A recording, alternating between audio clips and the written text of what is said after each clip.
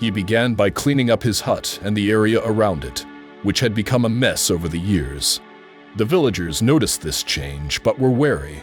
They had grown used to seeing Taiwo as the harmless village drunk. This new, sober Taiwo was something they didn't quite know how to handle. Taiwo didn't push. He knew trust would take time to rebuild. Instead, he focused on regaining his strength and reconnecting with the spiritual practices he had abandoned years ago. He meditated, he prayed, he listened to the whispers of the wind and the secrets of the earth. Slowly, he began to feel his old abilities returning. But with this renewal came fear. Taiwo knew that sooner or later, he would see the cap again. And when that happened, he had to be ready. He had to find a way to save whoever death had chosen next. Weeks turned into months. Life in the village continued. The grief over Emeka's death slowly faded, though he was not forgotten. His widow and children were cared for by the community, as was the custom. Taiwo watched it all, his heart aching with the need to protect these people who had once respected him, who had once turned to him for guidance. It was a warm afternoon when it happened again. Taiwo was sitting under the great big tree in the village center, weaving a basket. He had taken up this craft as a way to keep his hands busy and contribute something to the village. As he worked, he became aware of a slight movement in the corner of his eye. He looked up, and his heart nearly stopped. There it was, the cap, floating gently on the breeze. It drifted across the village square. Taiwo's hands shook as he set aside his half-finished basket. He stood slowly, his eyes never leaving the cap. This time, the cap seemed to be heading towards the stream where the women and children fetched water. Taiwo followed, his mind racing. Who was the cap choosing this time? How could he warn them? As he neared the stream, he saw a group of children playing in the shallow water under the watchful eyes of their mothers. The cap floated above them, as if deciding. Then, to Taiwo's horror, it began to descend. It was heading straight for little Adebola, a bright-eyed girl of 7. Taiwo watched, frozen, as the cap settled gently on her head. Adebola continued to splash and play, oblivious to the mark of death she now carried. Taiwo's mind raced. He couldn't let this happen. Not to a child. Not when he had the chance to prevent it. But what could he do? How could he save Adebola without revealing his terrible gift? As he stood there, torn by indecision, Adebola's mother called out to the children. "Come now. It's time to head back. We have chores to do." The children groaned in disappointment but began to gather their water jugs. Taiwo watched as Adebola lifted her jug, struggling a bit with its weight. That's when an idea struck him. "Adebola," he called out, his voice husky from disuse. The little girl looked at him, curious. The other women tensed, wary of the former drunk approaching their children. Taiwo smiled, trying to appear harmless. "That jug looks heavy for such a small girl. Why don't you let me carry it for you?" Adebola's mother started to protest. But Taiwo quickly added, "I'm trying to be useful to the village again. Please, let me help." There was a moment of hesitation. Then Adebola's mother nodded slowly. Taiwo approached and carefully took the water jug from Adebola. As he did, he made sure to ruffle her hair, his hand passing through the mysterious cap. To his amazement and relief, he felt the cap fade at his touch. It vanished like mist in the sunlight. Taiwo nearly wept with joy. He had done it. He had saved Adebola. As they walked back to the village, Taiwo felt a sense of relief. He had found a way to fight back against death. It wasn't much a simple touch, a small act of kindness. But it was enough to break death's hold. For the first time in years, Taiwo felt hope.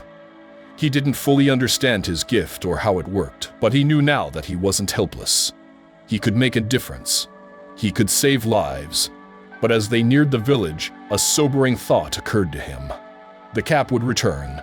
Death would not be cheated so easily. And next time, Taiwo had to be ready. He had to find a way to regain the trust of his people, so that when he warned them of danger, they would listen. Taiwo looked down at Adebola, skipping along beside him, blissfully unaware of how close she had come to death. He made a silent vow. He would protect her and all the people of Oluwa village. Whatever it took, he would find a way to use his gift for good. As they entered the village, the sun was setting, painting the sky in brilliant shades of orange and purple. To Taiwo, it looked like the dawn of a new day. A day full of challenges, but also full of hope.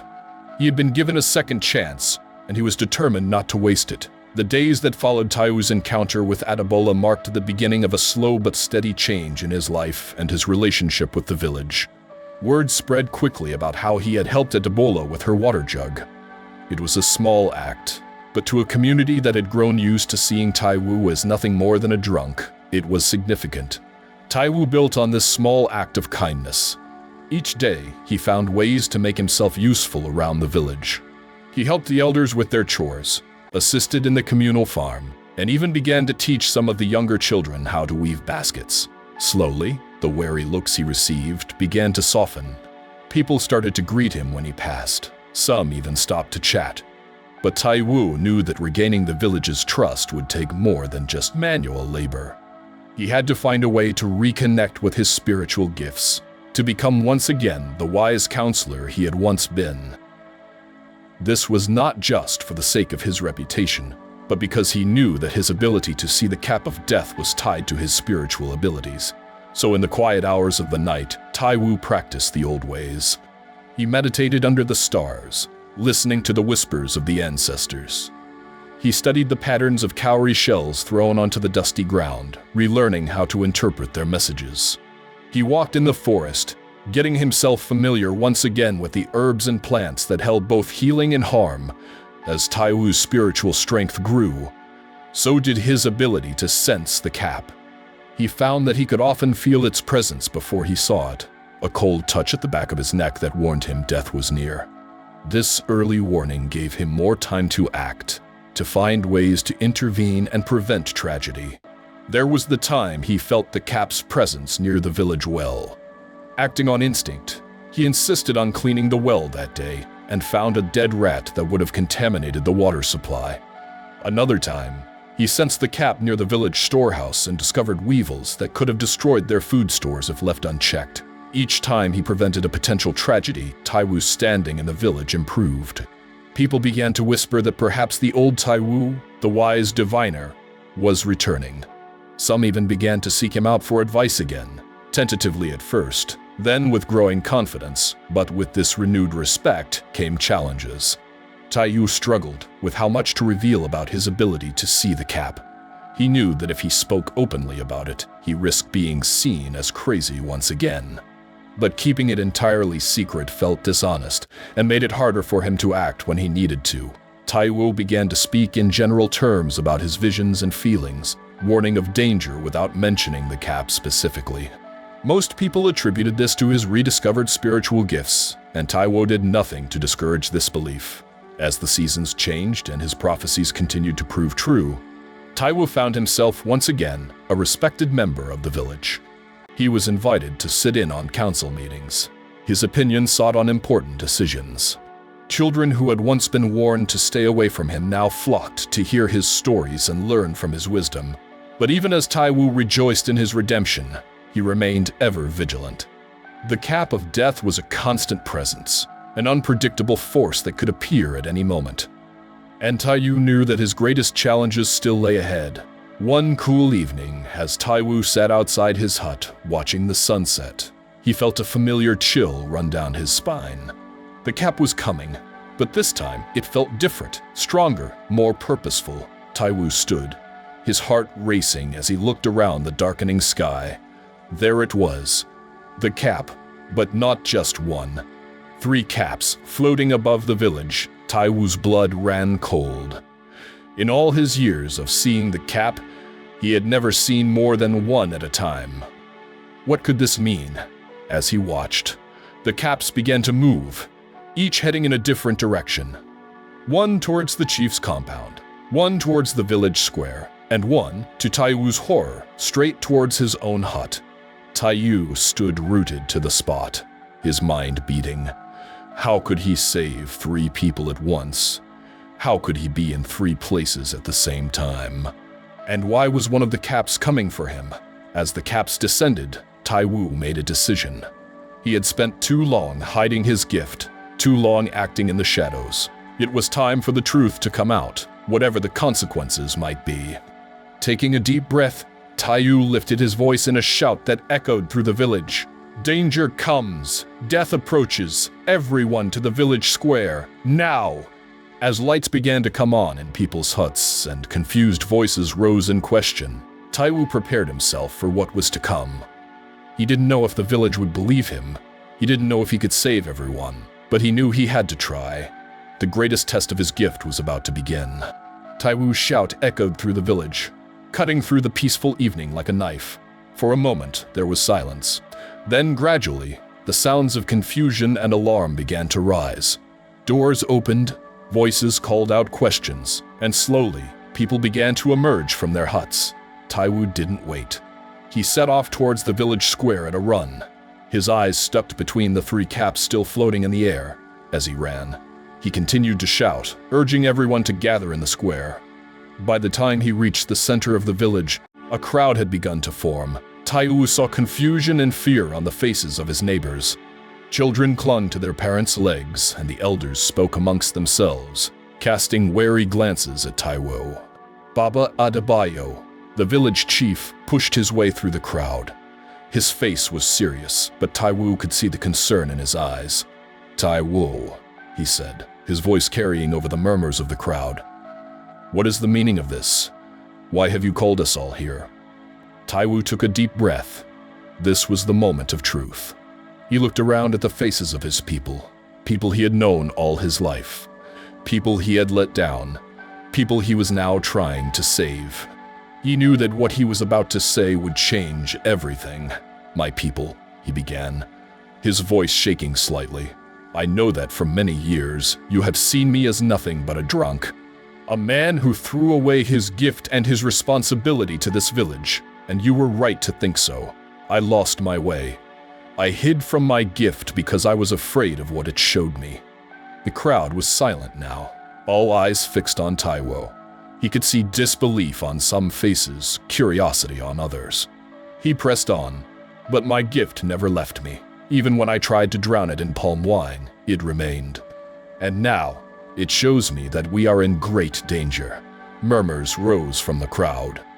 Taiwo raised his hand, pleading for silence. "Please, listen to me. I know it's hard to believe, but death is here in our village tonight. I can see it." He pointed to the 3 caps, still visible only to him.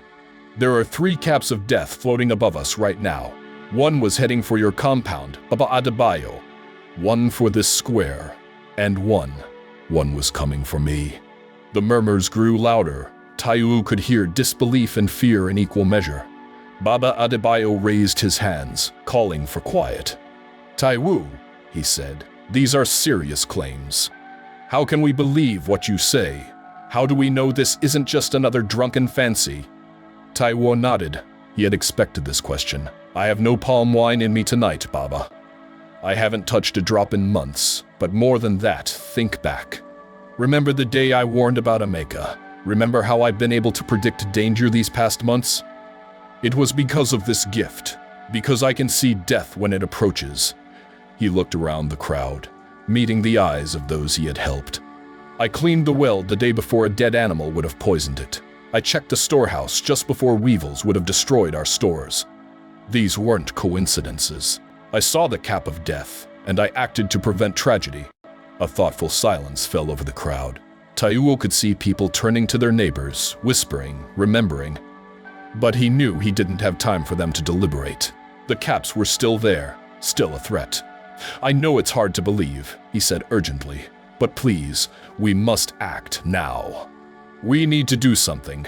Baba Adebayo laughed so hard, saying, "How can a drunkard tell us who would be next in line to die? The gods are wise and will not give such powerful gift to a failure like you." There was so much commotion in the village square as different people murmured about what they had just heard Taiwo say. A lot of people believed the chief as he was a respected chief in the community. A woman who believed in Taiwo over the years and still had hopes of him changing while he was a village drunk spoke loudly, encouraging the villagers to believe and do what Taiwo was saying. The village's strongest warrior, Taimi, a tall and muscular young man, shouted at the woman and ordered her to remain quiet when the men spoke. In fear, all the women kept quiet and listened to the men making decisions on who they believed. Baba Edbebo kept mocking Taiwo and reminding the villagers how unreliable Taiwo had been in the past. Eventually, the villagers were persuaded by the chief's words and thorns. Baba Adebayo told everyone to return back to their huts, that there was nothing to worry about as Taiwo was just drunk and saying rubbish as usual. Taiwo returned back to his hut, sad and confused, not knowing what to do.